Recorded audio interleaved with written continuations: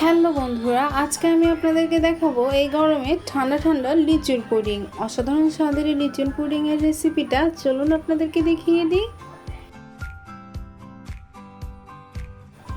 প্রথমে এখানে 10 থেকে 12টা লিচু আমি এখানে নিয়ে নিয়েছি।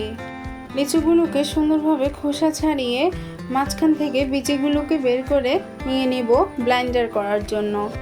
এরপরে খোসা ছাড়ানো লিচুগুলো এবং সাথে আধা চা চামচ চিনি এবং 1 গ্লাস পরিমাণ জল দিয়ে এগুলোকে ব্লেন্ডার করে নিব।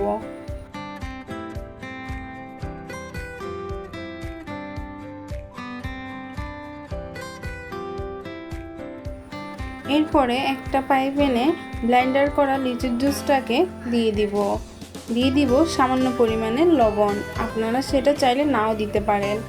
এরপরে দিয়ে দিব 2 চা চামচ চিনি।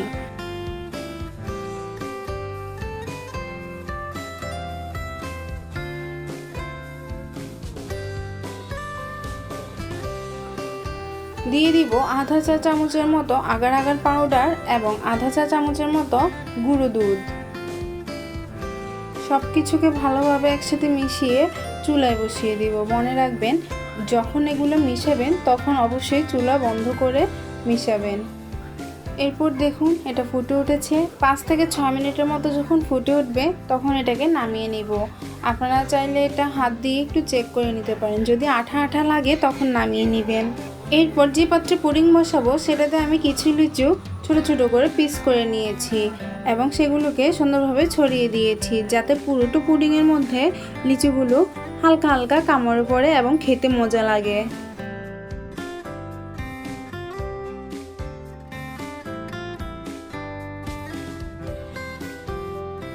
এরপর তৈরি করা লিচুর মিশ্রণটাকে দিয়ে দিব সে পাত্রে এবং একটু নেড়ে দিব। 8 মিনিট পর পর আবারও একটু নেড়ে দিব, যাতে গোটা লিচুগুলো পুরোটার মধ্যে ছড়িয়ে থাকে। এরপর 2 ঘন্টার মতো আমি ফ্রিজে রেখে দিয়েছি পুডিংটা জমার জন্য। দেখুন আমার পুডিংটা কি সুন্দরভাবে জমে গিয়েছে। এরপরে পুডিংটার চারপাশ দিয়ে ছুরি দিয়ে একটু ঘুরিয়ে নেব, যাতে পুডিংটা ফুলে আসে।